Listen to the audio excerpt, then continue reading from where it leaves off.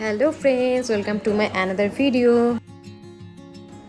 তো এখন প্রায় সন্ধ্যে 6টার মতন বাজে। তো আমি মেয়েকে নিয়ে চলে যাচ্ছি অল্প আমার বাপের বাড়িতে, কারণ আজকে আছে আমার দাদার ছেলের বার্থডে। তো তার জন্যই কিন্তু চলে যাচ্ছি। তো হাজব্যান্ড তো একটু কাজে আছে, তো আমার সাথে আসতে পারলো না, তো পরে আসবে। তো তার জন্য কিন্তু আমি আমার মেয়েকে নিয়ে চলে যাচ্ছি। তো যেহেতু সন্ধ্যা হয়ে গেছে, তো স্কুটিটা বের করলাম না, কারণ মেয়েকে নিয়ে এখনও একা চলাতে রাত্রেবেলা একটু অসুবিধা হয়। কারণ ও যেহেতু ছোটো, তো সামনে দাঁড়ায় তো একটু অসুবিধা হয়, তো ভালো করে দাঁড়াতে পারে না।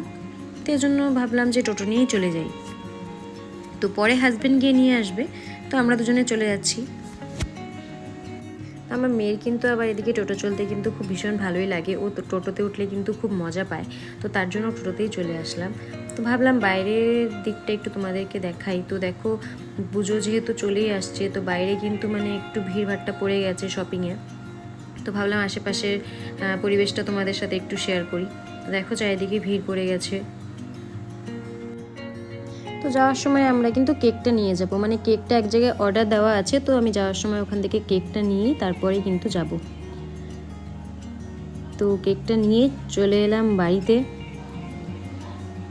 দেখো কেকটাকে এখানে রেখেছি। তো এদিকে মেয়ে কিন্তু আসার সাথে সাথে দাদাকে খোঁজা শুরু করে দিয়েছে। এই হচ্ছে আমার বৌদি একটু রুমটাকে গোছাচ্ছে।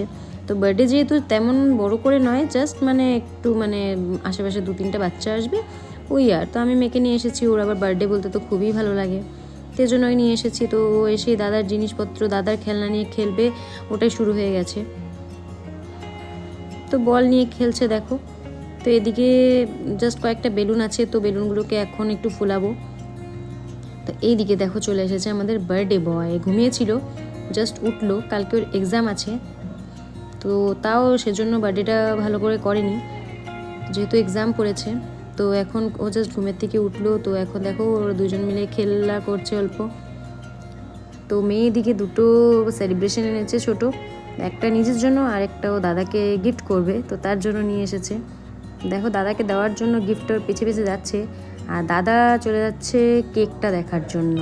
যার বার্থডে হয় না তাদের কিন্তু বাচ্চাদের মানে বাচ্চা না বলো সবারই মানে কেকটা দেখার কিন্তু খুব ইন্টারেস্ট থাকে, যে কেকটা কীরকম ডিজাইনের। তো দেখো দাদার ছেলে দিকে চুপি চুপি এসে কেকটা দেখার ট্রাই করছিল। তো আমি বললাম যে এখন খুলিস না, পরে খুলিস, কেকটা না হলে নষ্ট হয়ে যাবে। তো এদিকে নিয়ে চলে এলাম ওদের। তো দেখো গিফটটা কীভাবে নিল। তো যাই হোক, এখন ওদের একটু খেলা চলছে। তো এদিকে একটু বেলুনগুলো ফুলিয়ে নিচ্ছিলাম। তো দাদাও এদিকে একটু বেলুনগুলো সাজাচ্ছিল। তো বাচ্চাদের বার্থডে না, তো বেলুন দিয়ে 2-3টা বেলুন না সাজালে ভালো লাগে না। তো যেহেতু আশেপাশে 2-3জন বাচ্চাগুলো আসবে, তো একটু বেলুন দিয়ে না খেললে বাচ্চাদের বার্থডেতে আর ভালো লাগে না। তো তার জন্যই কয়েকটা বেলুন নিয়ে জাস্ট এসেছিলাম। তো যেহেতু কালকে ওর এক্সাম আছে, এজন্য মানে বেশি কিছু করা হয়নি তেমনভাবে। তো দেখো এদিকে বেলুনগুলো সাজাচ্ছিলাম, আর এদিকে দেখো আমার দাদা মানে আমার মেয়েকে পুজোর একটা ড্রেস কিনে দিয়েছে। তো জাস্ট ওটাই পরিয়ে ওকে দেখছিল যে পুজোর ড্রেসটা মানে ওর ফিটিং হয়েছে কিনা, কারণ যদি ছোট বড় হয় তাহলে রিটার্ন করতে হবে। তো জাস্ট ওটাই পরিয়ে দেখছিল। তো মেয়ে তো খুব খুশি ওই টাইপের ড্রেস দেখে।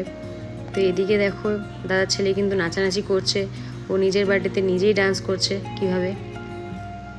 তো আমরা সবাই বসেছিলাম অল্প, এদিকে খাওয়া দাওয়া প্রায় রেডি হয়ে গেছে বলতে পারো। তো এদিকে নাচানাচি করছিল দাদার ছেলেটা। তো কয়েকদিন আগে জাস্ট ভিডিওতে দেখিয়েছিলে তোমরা যে সামনের বাড়ির একটা বার্থডেতে গেছিলাম। তো আজকে আবার দাদার ছেলের বার্থডেতে চলে এলাম। আর জাস্ট কয়েকদিন পরে কিন্তু আমার মেয়ের বার্থডে। তো মেয়ের বার্থডে যেহেতু দিওয়ালিতে পড়েছে, তো করতে পারবো কিনা জানি না। আর হয়তো এবছর তেমনভাবে বার্থডেটা করবো না। তো ভাবছি যে একবারে 5 বছরেই বার্থডেটাকে ভালো করে সেলিব্রেট করব। তো এদিকে দেখো মেয়ে কিন্তু মানে অন্যবার আসলে মানে একটু লজ্জা পায়। তো এবার যেহেতু বার্থডে বলে কথা, তো এসেই কিন্তু দেখো একা একাই ডান্স করছে এই ঘরে। সব বাচ্চাগুলো খেলা করছে ওইদিকে, ও কিন্তু এখানে একা একা মানে ডান্স করছে।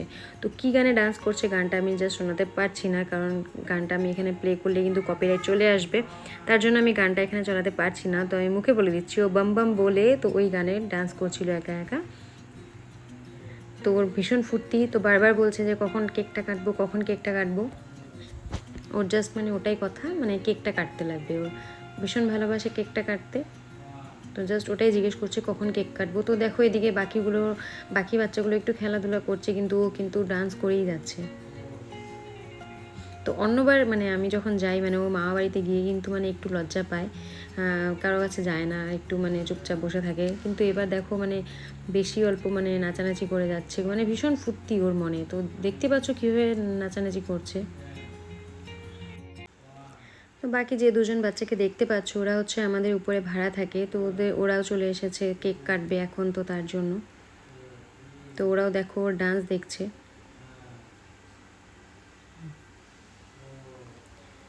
তো কেকটা কাটা হবে এখনই, তো তার জন্য আরও 2-3 জন বাচ্চাগুলোকে ডাকা হচ্ছে, কারণ বাচ্চাগুলো না থাকলে তো কেকটা কেটে লাভ নেই, ওদের জন্যই তো মানে কেকটা কাটা।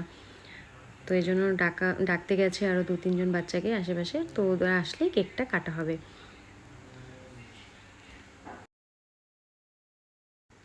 তো দেখো এদিকে সবাই এসে কিন্তু বসে গেছে, তো কেকটাও রেডি করে দিয়েছে এখানে, আর মোমবাতিটাও জ্বালিয়ে দিয়েছে। মেয়েকে দেখো কেমন করছে, মনে হচ্ছে যেন ওরই বার্থডে। তো সবাই মিলে বসে আছে, এখানে ক্ল্যাপিং করছে।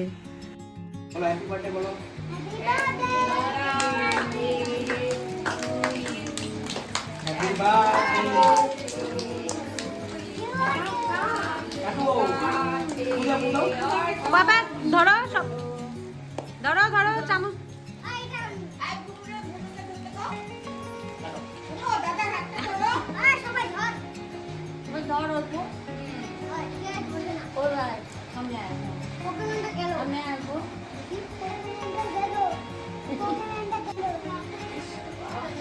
যা করো দাদা ওটাই সেম। হ্যাপি বার্থডে বলো, হ্যাপি বার্থডে দাদা বলো।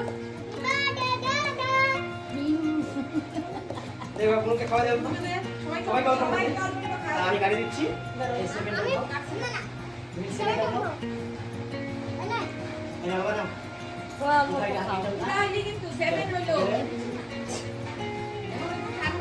এবার এই যে আমি জীবন বলাচ্ছি, জীবন তো কেক কাটা হয়ে গেল, তো এখন ওকে একটু সবাই আশীর্বাদ করছে, যেহেতু বার্থডে, তার মধ্যে কালকে আছে এক্সাম, তো তার জন্য একটু ভালো করে আশীর্বাদ করা হচ্ছে। আর এদিকে তো ওরা কেক নিয়ে ব্যস্ত, কেকের উপরে যেগুলো আছে সেগুলো নিয়ে মানে কে কোনটা খাবে সেটা নিয়ে ব্যস্ত। তো খাওয়ার পরে দেখো এখানে সবাই মিলে ক্যারাম বোর্ড খেলতে বসে গেছিলো।